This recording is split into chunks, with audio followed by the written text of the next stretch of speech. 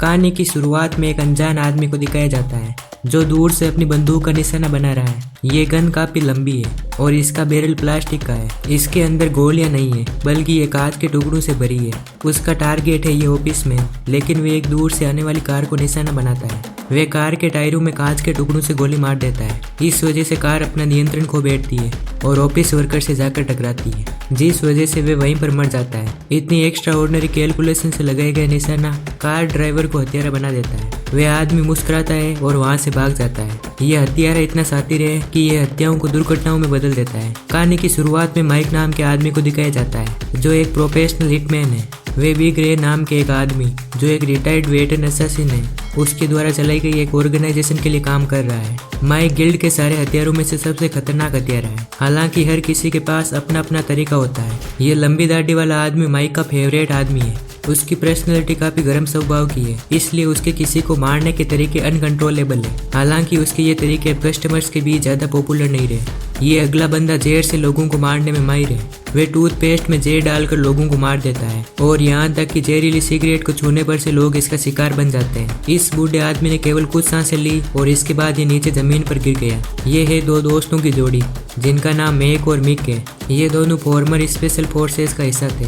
वे अक्सर हत्याओं को सामान्य दुर्घटनाओं में बदल देते हैं, जिससे पुलिस के लिए इन्वेस्टिगेशन करना काफी मुश्किल हो जाता है। अंत में ये जेन नाम की फीमेल असैसिन जो कटाना तलवार का कुशलता से उपयोग करने में माहिर है, और फ्रेड जो एक फेट ओल्ड मैन है, उसके तरीके बाकी सब लोगों से अलग है। इस मोटे आदमी ने एक बार गैस का यूज करके पूरी टीम को मार डाला। एक गंजा आदमी अंदर आता है जिसका नाम मिल्टन है। ये इस ऑर्गेनाइजेशन की एक महत्वपूर्ण कड़ी है। वे कस्टमर से रिक्वेस्ट लेकर हथियारों को काम सौंपने में माहिर है। वे क्लाइंट के रिक्वायरमेंट्स को देखकर हथियारों को काम सौंपता है। इसके साथ ये पैसों को भी मैनेज करता है। क्योंकि माइक सबसे बेस्ट हथियारा है, इसलिए ज्यादातर मिशन उसे ही मिलते हैं। एक बार माइक ने एक शराबी आदमी को मारने का मिशन लिया था। ऑफिसमैन शराब की पूरी बोतल पीने के बाद आधी रात को घर लौटता है, लेकिन उसको ये रियलाइज नहीं होता कि माइक उसके घर में घुस चुका है। नशे में धुत आदमी एक घड़ी को देखता है और कुर्सी पर चढ़कर उसको नीचे उतारने की कोशिश करता है। माइक उसकी हर चाल पहले ही पता लगा लेता है। जब शराबी कुर्सी पर खड़ा होता है तो माइक रस्सी का यूज करके उसका गला घोटने लगता है। फांसी पर लटके हुए शराबी को कुछ भी पता नहीं क्या हो रहा है। इसी बीच वे कहता है कि क्या तुम जानते हो मैं कौन हूँ।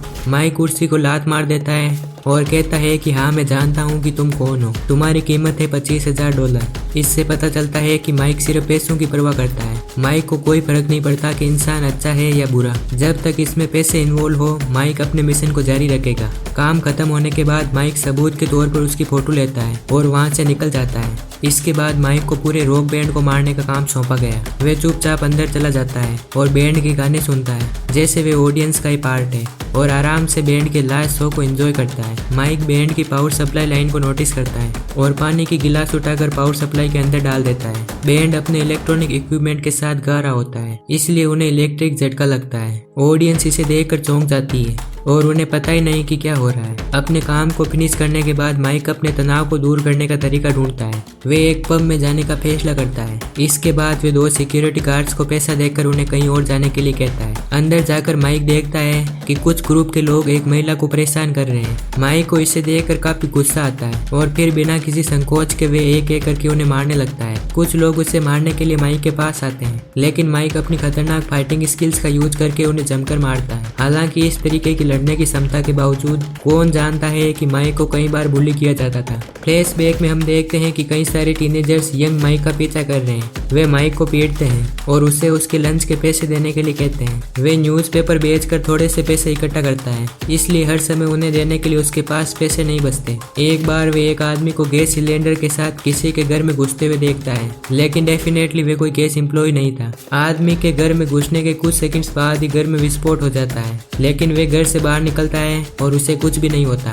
माइक जिज्ञासु होकर उसका पीछा करता है। हफ्तों तक पीछा करने के बाद उसे पता चलता है कि वे एक हत्यारा है जिसे किसी को मारने के लिए पैसे मिलते हैं, और वे इसे किसी दुर्घटना में बदल देता है। माइक उसे ढूंढ लेता है और उसे पता चलता है कि उसका नाम बिग रे है। वे उसे अपनी स्किल सिखाने के लिए फोर्स करता है। वे कहता है कि उसे एक ग्रुप द्वारा बुली किया जाता है, इसलिए वे लीडर को मारना चाहता है, लेकिन वे जेल नहीं जाना चाहता। माइक में सीखने की इच्छा है और साथ ही उसके पास स्किल्स भी है। बस कुछ ही टाइम की बात है, उसके बाद माइक एक प्रोफेशनल असैसिन बन जाएगा। बिग रे माइक को बताता है कि किसी भी व्यक्ति को एक्सीडेंट से मारना पॉसिबल है।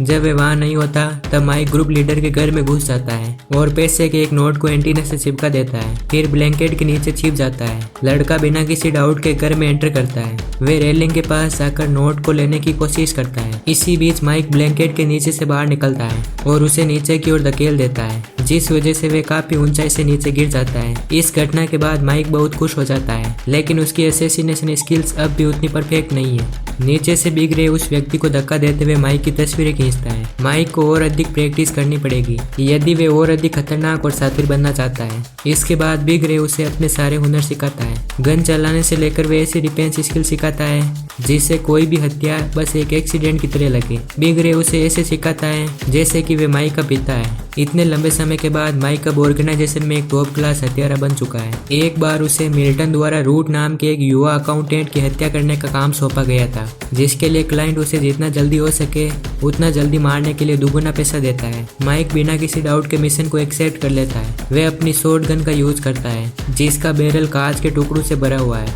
और कार के राइट एंगल पर आने का इंतजार करता है। जब कार सही टाइम पर पहुंचती है तो वे तुरंत गोली चला देता है। कांच के टुकड़े कार के टायर में लग जाते हैं, जिससे टायर डिफ्लेक्ट हो जाता है। कार मुड़ती है और रूट को हिट करती है, जिस वजह से वे वहीं पर मर जाता है। लेकिन ऐसा लगता है जैसे ये एक्सीडेंट की वजह से हुआ है। माइक हंसता है और वहां से चला जाता है, जबकि कार ड्राइवर ये सोचकर डर जाता है कि उसने अभी अभी किसी को मार डाला है। उस रात मिल्टन माइक को कॉल करता है और उस गली में जाने के लिए कहता है जहाँ कस्टमर उसे रूट को मारने के लिए पैसे देने वाला है। माइक टाइम पर नहीं पहुंचता और कोई दूसरा असैसिन उस पर हमला कर देता है। ये असैसिन हर तरह की मार्शल आर्ट का यूज करने की कोशिश करता है, लेकिन माइक उसे बार बार हरा देता है।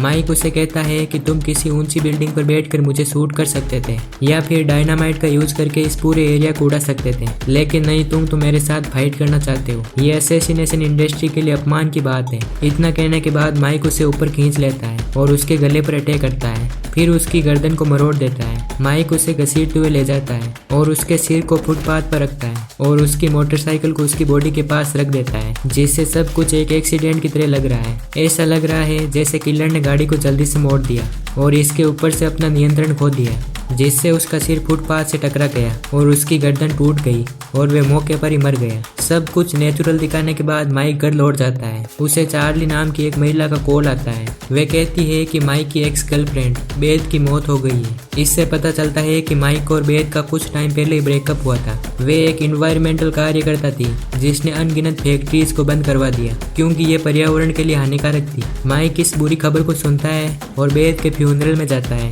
जहाँ वे चार्ली से मिलता है। चार्ली माइक को बताती है कि दो चोर बेथ के पीछे पड़ गए थे। वे उसकी चीजें चुराने वाले होते हैं, लेकिन तभी बेथ वहां पर आ जाती है और वे उसे मार डालते हैं। पुलिस को जांच करने के बाद दो चोरों के फिंगरप्रिंट्स मिले, लेकिन कुछ दिनों बाद उन दोनों की ड्रग ओवरडोज से मौत हो गई। इतना ही नहीं, चार्ली ये भी रिवील करती है कि बेथ प्रेग्नेंट थी और बच्चा माइक का था। ये सुनने के बाद माइक उस अपार्टमेंट में जाने का फैसला करता है जहाँ बेथ रहती थी।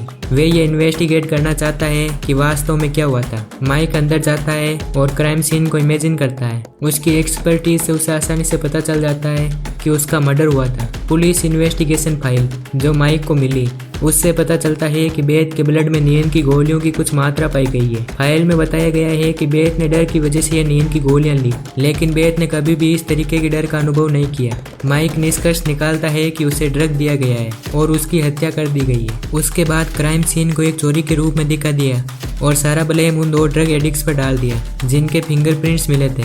इसके बाद पता चलता है कि मर्डरर मिक और मैक है। गुस्से में माइक सच्चाई का पता लगाने के लिए उन दोनों को ढूंढने के लिए तुरंत निकल जाता है। मिक और मैक माइक को आते हुए देखते हैं और ये एक्सेप्ट भी करते हैं कि ये उन्होंने ही किया है। उन्हें ये काम दिया गया था, इसलिए उन्होंने इस काम को फिनिश कर दिया। वे कहते हैं कि बेथ और माइक के संबंध पहले से ही टूट चुके हैं, इसलिए वे जो चाहें कर सकते हैं। लेकिन प्रॉब्लम यह है कि बेथ प्रेग्नेंट थी, लेकिन मिक और मैक को ये पता नहीं था। फिर वे दोनों माइक को घर जाने के लिए कहते हैं और कहते हैं कि ये तो बस बिजनेस है।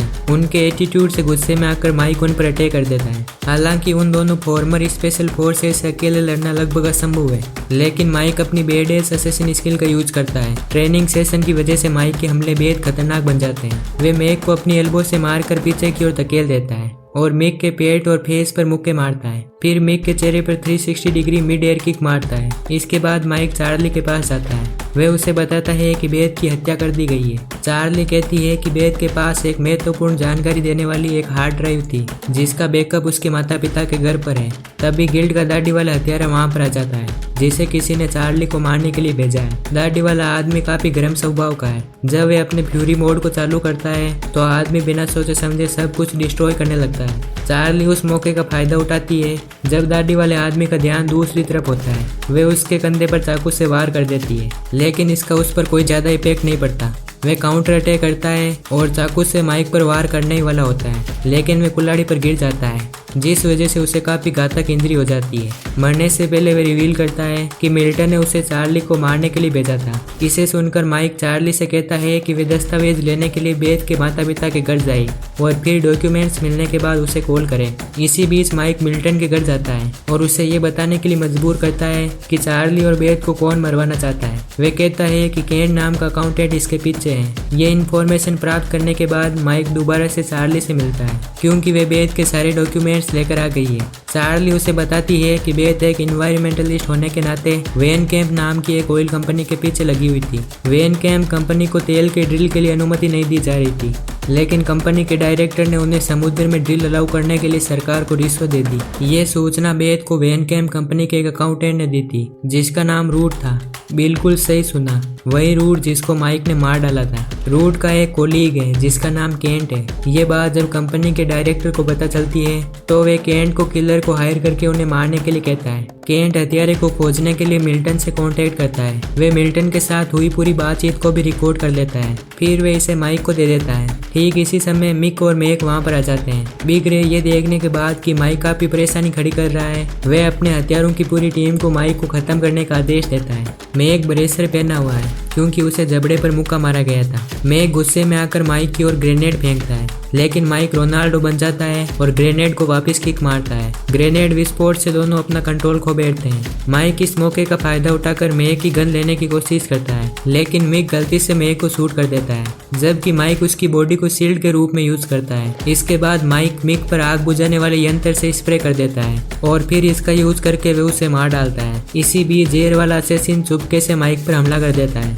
और उसके नाक को जहरीले टाउल से ढकने के लिए उसकी पीठ पर चढ़ जाता है लेकिन वे उसकी तकनीक के बारे में पहले से ही जानता है और उसने अपनी सांसें रोक रखी थी। किलर उस पर चाकू से वार करता है लेकिन वे उसे उसके चाकू से मार डालता है और उसे सीढ़ियों से नीचे गिरा देता है। अंत में माइक फ्रेड से मिलता है जो माइक जैसे असेसिन के सामने कुछ भी नहीं है।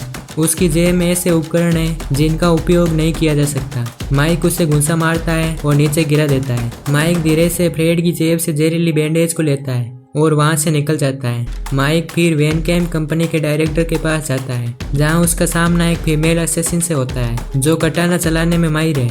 यहाँ बिग रे ने उसे डायरेक्टर को प्रोटेक्ट करने के लिए भेजा है। माइक को उससे लड़ने में काफी परेशानी होती है क्योंकि लड़की बेहद फुर्तीली है और ये कहा जा सकता है कि उसकी स्किल्स माइक की स्किल्स के बराबर है लेकिन उसकी कमजोर स्ट्रेंथ की वजह से माइक उसे दरवाजे के अंदर गिरा देता है। डायरेक्टर एक कटाना को पकड़ा हुआ है और फिर वे इसे लड़की की ओर फेंक देता है। इस मजबूत स्वॉर्ड से वे पागलों की तरह काटने लगती है। माइक उसे आसानी से चकमा देता है और फिर लैम्प का यूज करता है लेकिन ये काम नहीं करता। तब वे एक सूटकेस का यूज करता है लेकिन वे इसे 2 टुकड़ों में काट देती है। अंत में माइक उस पर काउंटर अटैक करता है और उसकी तलवार छीनकर उसके आर पार निकाल देता है। फिर वे डायरेक्टर के पास जाता है। वे उसे रिश्वत देने की कोशिश करता है लेकिन माइक उसका सिर अलग कर देता है। इसके बाद माइक बिग रे के पास जाता है और उस रिकॉर्डिंग को चलाता है। इसमें पता चलता है कि केन ने डायरेक्टर के ऑर्डर्स को फॉलो किया था और मिल्टन को 3 लोगों को एलिमिनेट करने के लिए हायर किया था। वे थे अकाउंटेंट रूट, माइक की एक्स लवर बेथ और चार्ली। उसने जो शर्तें दी उसमें वे चाहता था कि एक सिंगल असेसिन इन तीनों को खत्म करे और इसके बाद वे सुराग को छिपाने के लिए उस हत्यारे को भी खत्म कर देंगे। इसके लिए वे 3 गुना पैसा देने के लिए तैयार थे। पैसों का भूखा मिल्टन सबसे पहले माइक को रूट को मारने का काम सौंपता है लेकिन ये जानकर कि माइक बेथ को नहीं मारेगा उसने माइक को मारने के लिए एक दूसरे असेसिन को भेजा और फिर बेथ और चार्ली को मारने के लिए दूसरों को काम सौंपा। सबसे पहले कई असेसिन को हायर करके माइक को मारने की कोशिश की, उसके बाद उसकी पत्नी का मर्डर कर दिया। सब कुछ रिवील होने के बाद बिग रे मिल्टन पर अटैक करता है। उसके बाद माइक जेर वाली बैंडेज उसे देता है लेकिन मिल्टन इस बारे में नहीं जानता और कुछ ही मिनट्स के अंदर वे मर जाता है। सब कुछ स्पष्ट होने के बाद भले ही बिग रे सच्चाई जानता हो, लेकिन वह अब भी गुस्से में है क्योंकि माइक ने उसके द्वारा बनाई गई पूरी असैसिन ऑर्गेनाइजेशन को डिस्ट्रॉय कर दिया। अंत में वह माइक को जाने देता है, लेकिन उसके साथ सारे संबंध तोड़ देता है। इस तरह यह कहानी यहीं पर एंड हो जाती है।